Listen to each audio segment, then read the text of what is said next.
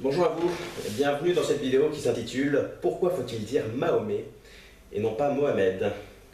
Alors c'est très simple, il suffit d'ouvrir un dictionnaire et de se rendre compte qu'en français, l'appellation traditionnelle de cet individu est Mahomet. C'est d'ailleurs le nom d'une œuvre de Voltaire, qui était d'ailleurs assez complaisant avec l'islam, une sorte d'islamo-gauchiste du siècle des Lumières, Voltaire. En effet, en français, Mahomet est la francisation du turc Mehmet, car en français, on francise traditionnellement les noms propres. Par exemple, Londres se dit en anglais non pas London, se dit en anglais pardon London, mais se dit en français Londres.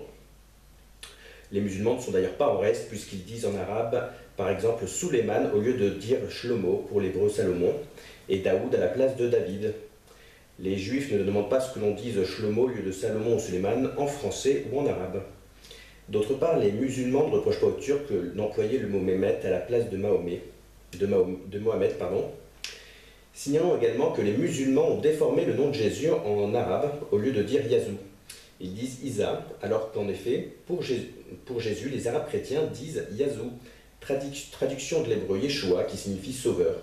Mais au lieu de cela, les musulmans arabes disent Isa, ce qui vient peut-être des textes blasphématoires juifs où Jésus n'est pas appelé Yeshua mais Yeshou et est assimilé à Ésaü dont le peuple Édom est traditionnellement assimilé par les juifs à la chrétienté.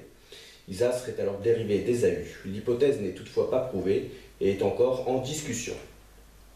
Voilà, c'est bien de le rappeler parce que les musulmans justement ont tendance à recourir à un bluff victimaire à caractère associationniste en affirmant que ce nom-là, Mahomet, aurait été choisi pour insulter l'islam. Ce qui est totalement faux puisque c'est une traduction du turc et que par contre, eux ont délibérément dévoyé le nom de Jésus en ne choisissant pas Yazou mais en l'appelant Issa pour le dénaturer.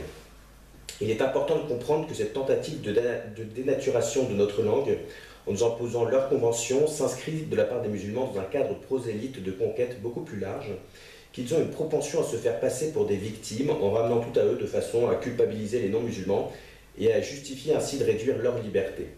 Par exemple, l'interdiction de manger en public pour les non-musulmans pendant le Ramadan, car sinon ça provoquerait les musulmans et ce serait leur manquer de respect.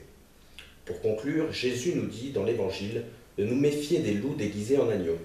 Et pour défendre notre liberté, nous devons commencer par défendre notre langue.